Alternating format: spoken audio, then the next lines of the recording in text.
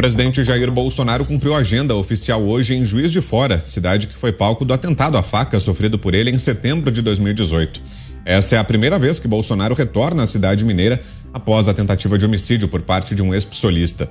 Durante a passagem, o pré-candidato à reeleição também voltou ao Hospital Santa Casa de Misericórdia, onde recebeu atendimento de emergência logo depois de sofrer o ataque há 4 anos. A comitiva presidencial começou a se movimentar pelas ruas de Juiz de Fora por volta das 9 horas da manhã com uma motociata. A segurança do presidente foi reforçada. Os apoiadores que aguardavam o presidente no aeroporto da cidade foram submetidos a revistas e passagem por detector de metais. Além da motociata e da visita ao Hospital Santa Casa de Misericórdia, Bolsonaro participou de um culto evangélico por ocasião da 43ª Convenção Estadual das Assembleias de Deus. Roberto Mota, boa noite para você, Mota. Boa noite, Brown. Boa noite, querida Ana Paula, grande Guilherme Fiuza, nosso querido Zé Maria, nosso abraço, nossas orações e um grande abraço para Augusto Nunes. Boa noite para toda a nossa audiência. Pois é, mais uma vez, multidões enchendo as ruas. Sexta-feira, 9 horas da manhã, as ruas cheias de gente com bandeiras, com as cores verde e amarela. Tem que aproveitar enquanto alguma juíza não resolve proibir as cores da bandeira brasileira, né? É o presidente mostrando o fenômeno político e eleitoral que ele é e que está aí à vista para todo mundo ver. O presidente se comunica direto com o homem comum. Ele tem um discurso claro que respeita a inteligência das pessoas.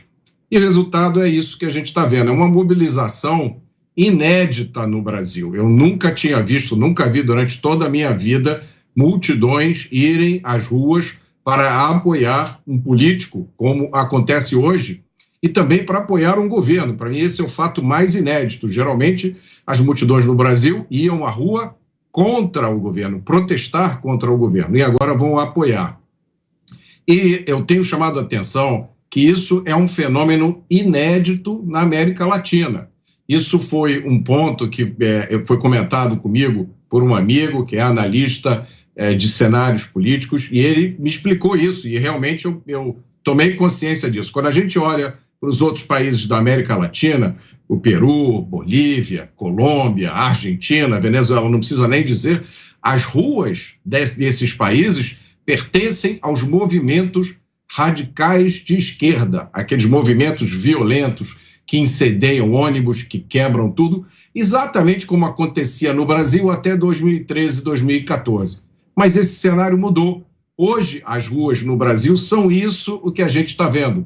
Elas agora pertencem ao povo, pertencem às famílias, aos idosos, às crianças, pertencem à bandeira nacional, não à bandeira vermelha, pertencem ao hino nacional, não ao hino da Internacional Socialista. Portanto, é preciso atacar o presidente. É a única saída que resta a uma oposição de esquerda que perdeu o que era o maior orgulho dela, né? Que ela dizia que tinha hegemonia nas ruas e nas pessoas. Por isso é preciso atacar o presidente de todas as formas e principalmente com o ativismo judicial, que agora ficou escancarado com essa decisão esdrúxula de proibição da bandeira nacional, que já virou piada e meme nas redes sociais. O desespero da esquerda é tão grande que eles tiveram que buscar o seu candidato a presidente na cela de um presídio.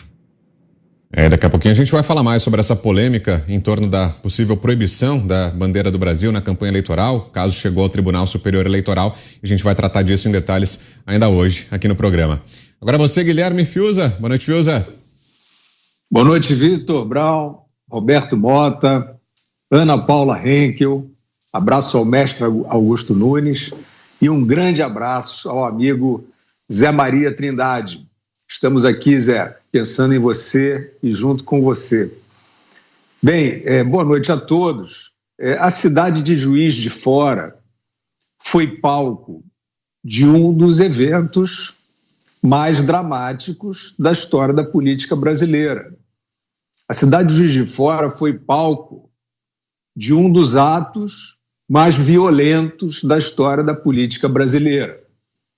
Um atentado à faca que quase tirou a vida do então candidato líder nas pesquisas, depois eleito presidente. O que suscita aí uma dúvida, né, um enigma, é porque hoje, né, o presidente da República retorna pela primeira vez a esse lugar, que deveria ter virado um símbolo das diretrizes de paz, um símbolo daqueles que querem evitar a qualquer custo a violência política. E isso não aconteceu. Em parte, parece que o senso comum no Brasil se anestesiou em relação a esse evento dramático. Foi feito até documentário tentando desmentir o acontecido, o que revela uma completa esquizofrenia daqueles que embarcam nisso aí. Hoje nós vemos, nesta conjuntura estranha na qual o país está mergulhando, né, às vésperas de uma nova campanha presidencial, nós vemos personagens do judiciário, dos partidos políticos, governadores de estado, tentando aproveitar um caso policial, do qual nós vamos falar também, acontecido recentemente em Foz do Iguaçu, para fazer uma suposta ação contra a escalada de violência política, querendo implicar o presidente Bolsonaro, né, como um agente dessa escalada. Pois bem, o que é o presidente Bolsonaro nesse assunto é vítima justamente de um dos atos mais violentos da história da política brasileira, como eu já falei. E isso, quando passarmos esse momento estranho de conjuntura, esse senso comum adoecido, certamente o atentado de Juiz de Fora será esmiuçado pelos historiadores, e a gente espera também que nessa marcha seja esmiuçado pelos homens da lei, pelos investigadores. Um ex-filiado ao PSOL quase tirou a vida do presidente e até hoje não se tem uma investigação completa sobre esse caso. O sigilo dos telefones dos advogados não foi quebrado e não se sabe sobre suposta cadeia de comando, não se sabe como ele recebeu um socorro tão rápido e não se sabe como ele operacionalizou, como ele tinha tantos meios ali a seu dispor para perpetrar esse atentado. Então, hoje é o presidente voltando a esse local, que deveria ser, nesse momento, para todos os políticos e todas as autoridades, os tribunais que estão fazendo essa falsa campanha contra a escalada da violência na política, este local deveria ser a capital da paz na política brasileira, relevando o atentado que aconteceu, e parece que esses apenas tentam esquecer o que se passou em 2018. Análise agora da Ana Paula Henkel. Boa tarde, Ana. Boa noite, Vitor. Boa noite, Mota. Boa noite, querido Guilherme Fiuza. Um grande beijo, forte abraço ao nosso querido José Maria Trindade e ao nosso querido mestre Augusto Nunes, recuperando aí a voz. E boa noite à nossa audiência maravilhosa. Vitor, isso sim foi um crime político, né, em 2018.